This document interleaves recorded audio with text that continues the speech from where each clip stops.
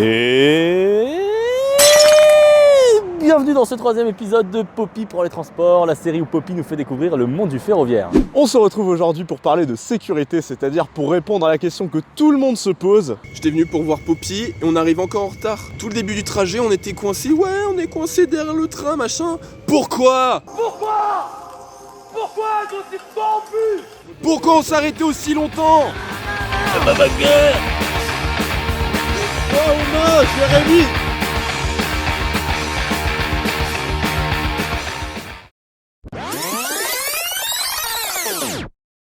Ça tourne!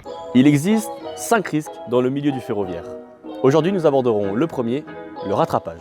Comme son nom l'indique, le risque de rattrapage, c'est un partiel de mécanique des fluides. Je suis pas venue ici pour souffrir, ok? Comme son nom l'indique, le rattrapage, c'est le fait qu'un train rattrape un train plus lent situé devant lui. Vu la masse importante des convois ferroviaires, les distances de décélération et de freinage sont extrêmement importantes. À 130 km/h, la distance de freinage d'un train de voyageurs est de 630 mètres contre 170 mètres pour une voiture.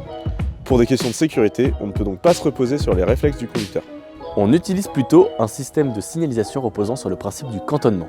C'est le fait de séparer la ligne en différents cantons d'une distance suffisamment élevée pour permettre le freinage du train.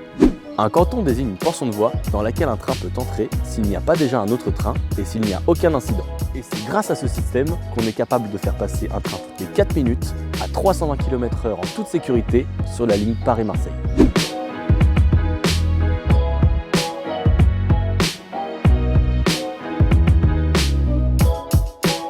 Et bienvenue dans la section...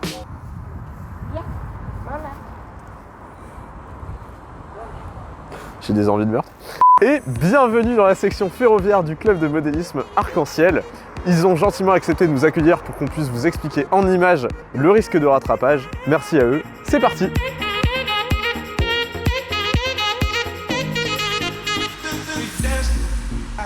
Gros plan sur le gel pour les gestes barrières, évidemment.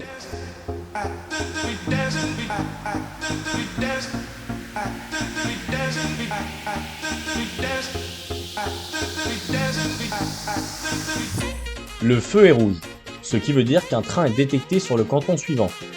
Le train s'arrête pour respecter le signal lumineux, le canton se libère et le feu devient alors vert.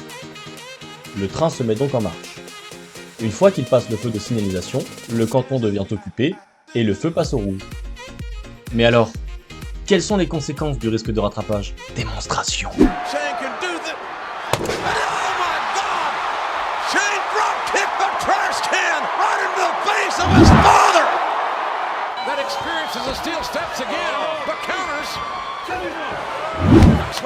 Et merci à tous d'avoir suivi ce troisième épisode de Poppy pour les transports. N'hésitez pas à vous abonner et à partager la vidéo si vous l'avez appréciée. Tchou tchou!